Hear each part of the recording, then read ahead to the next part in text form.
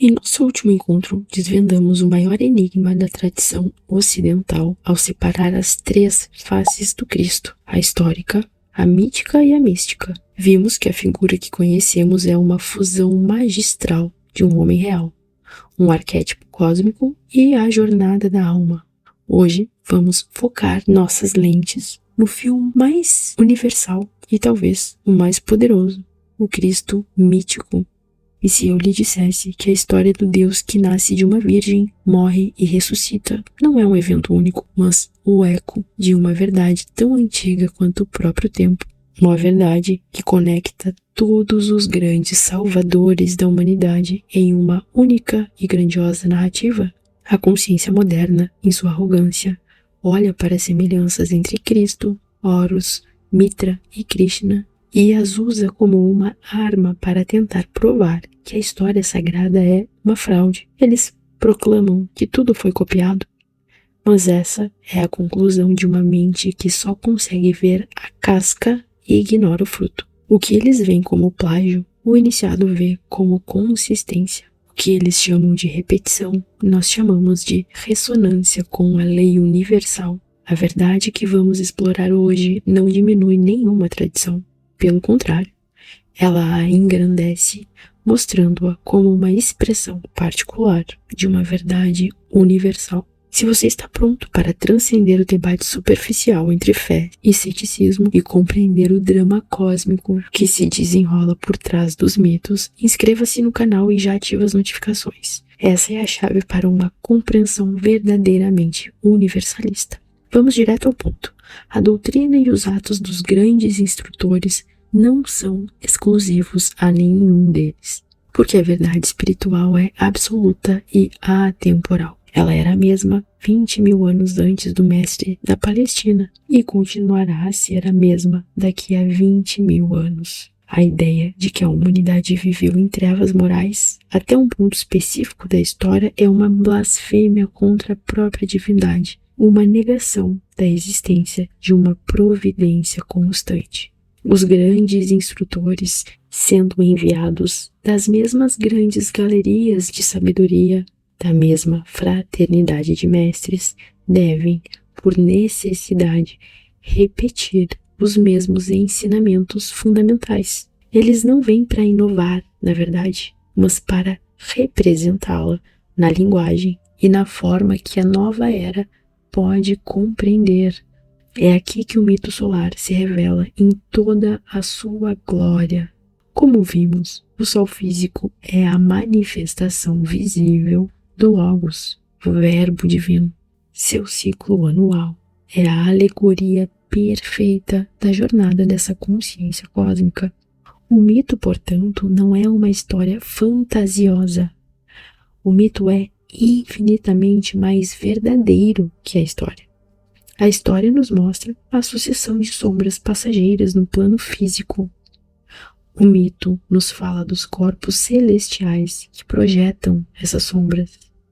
A história é a dança imperfeita e muitas vezes distorcida das silhuetas na parede da caverna. Sim, é uma referência à caverna de Platão. O mito é a narração dos movimentos daqueles que dançam diante do fogo fora da caverna. Para ler o mito, é preciso compreender a linguagem dos símbolos, o alfabeto universal, conhecido por todos os iniciados desde a antiguidade. O Sol, como símbolo principal, representa o Logos, mas ele também pode representar uma encarnação do Logos, um grande enviado, um grande mestre, um mago. A biografia de tal ser, por necessidade, seguirá o padrão solar, pois sua vida é uma manifestação microcósmica do drama macrocósmico. A ausência desses padrões solares na vida de um pretenso mestre indicaria, na verdade, que ele não é um embaixador com plenos poderes. Vamos detalhar este padrão. O herói do mito, o deus solar, sempre nasce no solstício de inverno por volta de 25 de dezembro, quando falamos no hemisfério norte, quando a noite é mais longa e o poder das trevas está em seu apogeu. Ele é uma criança fraca e vulnerável, nascida para trazer luz de volta ao mundo. Sua infância é sempre marcada por perigos, pois as forças da escuridão tentam extinguir a luz nascente. Ele sobrevive e, à medida que cresce em força, o dia se alonga. Ele viaja, ensina, realiza milagres. Finalmente, no equinócio da primavera, ele enfrenta sua paixão. Ele é crucificado. Eu vou fazer um estudo sobre a cruz ainda aqui no canal. Crucificado é um termo que, em sua origem, significa ser fixado na cruz do espaço. Suas mãos e pés tocam os 4 cantos do horizonte, simbolizando seu sacrifício pelo mundo inteiro. Ele morre, mas sua morte não é o fim, é uma passagem.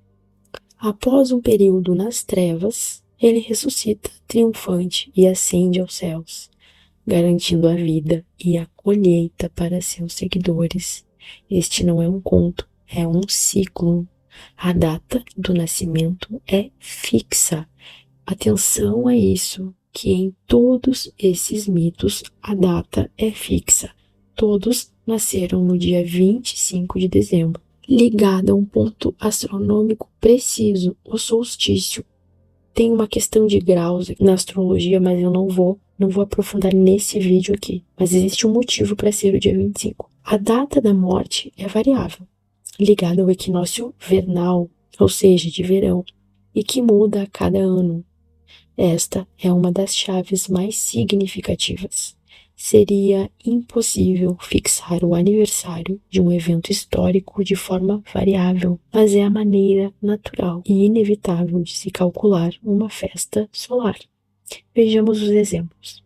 No Egito, Ísis era, entre aspas, Nossa Senhora Imaculada, a, entre aspas, Rainha do Céu, a Mãe de Deus. Ela é representada alimentando seu filho Horus, que nasceu em meio às grandes celebrações no solstício de inverno. Na Babilônia, a deusa Melita, ou Star, coroada de estrelas, segurava seu filho divino Tammuz. Na Índia, Devaki segurava o divino Krishna em seus braços. A imagem da Madonna com o filho não é uma exclusividade, mas um arquétipo universal que representa a Virgem cósmica, o signo de Virgem no zodíaco, ou a própria matéria primordial. A data de 25 de dezembro foi universalmente celebrada na antiguidade como o nascimento do Sol invencível, Sol invictus dos romanos. Os próprios historiadores da Igreja,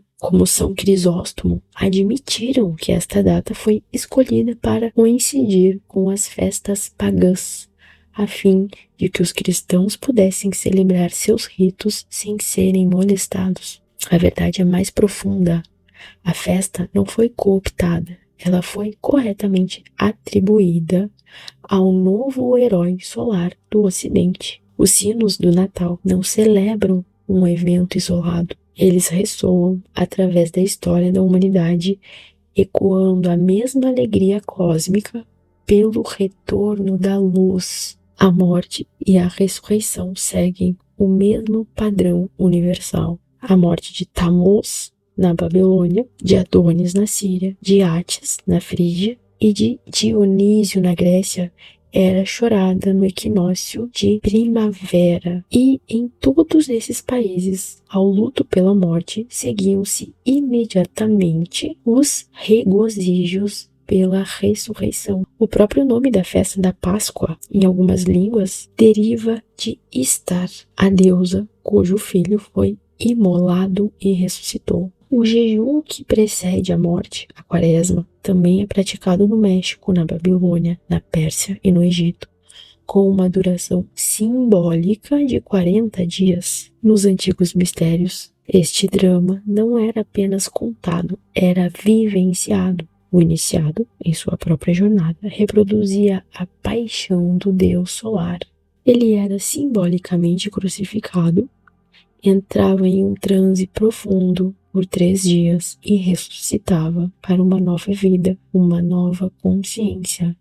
É por isso que os mitos solares e os fatos da iniciação estão tão profundamente entrelaçados. Quando o Mestre Jesus se torna o Cristo dos mistérios, as lendas dos heróis mais antigos, por necessidade, se ligam a ele, pois ele é a mais recente manifestação da mesma verdade. O animal que simboliza o herói também muda de acordo com a era astrológica, a precessão dos equinócios. Vou fazer um vídeo específico sobre isso. Quando o Sol entrava em Touro no equinócio, o Salvador era adorado como um touro.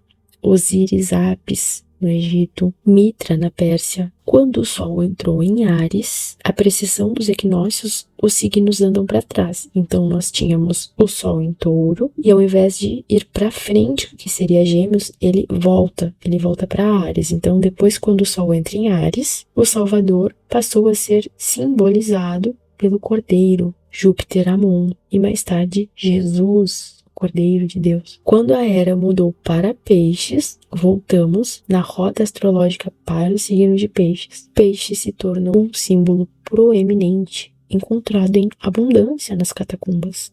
A razão é sempre a mesma. O animal representa o signo do zodíaco em que o Sol é crucificado no equinócio da primavera. Quando a gente fala em equinócio da primavera, os iniciados e os praticantes da alta magia associam imediatamente com a Páscoa. Então, falamos em equinócio da primavera, falamos em crucificação, estamos falando da época da Páscoa e vice-versa. Quando falamos em Páscoa, estamos utilizando uma chave para falarmos do equinócio da primavera. Então, por que estas lendas se condensam em torno da figura histórica de Jesus? Porque estas narrações não se referem apenas a um indivíduo, mas ao Cristo universal, um ofício, uma função.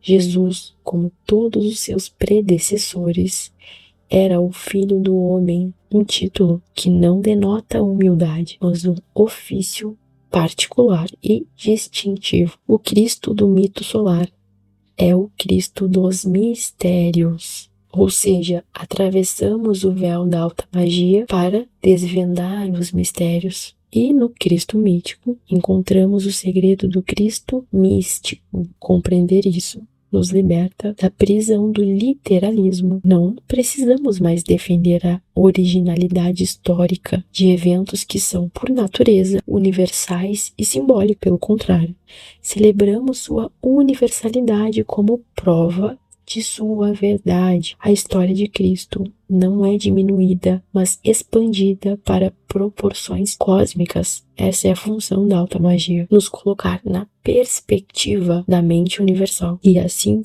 nos elevar ao ponto mais alto da consciência. Ele não é mais um profeta isolado em um canto do mundo, mas a manifestação da luz que tem guiado, ou seja, da grande consciência, o que chamamos de a grande luz que tem guiado a humanidade desde o alvorecer dos tempos. Esta é a verdadeira base da religião universal, não uma mistura de crenças, mas o reconhecimento do mesmo fio de ouro que atravessa todas elas. O mito nos mostra o caminho no céu e a mística nos ensina a trilhá-lo na terra. Que os mistérios te conduzam além do véu. Um beijo e até o próximo vídeo.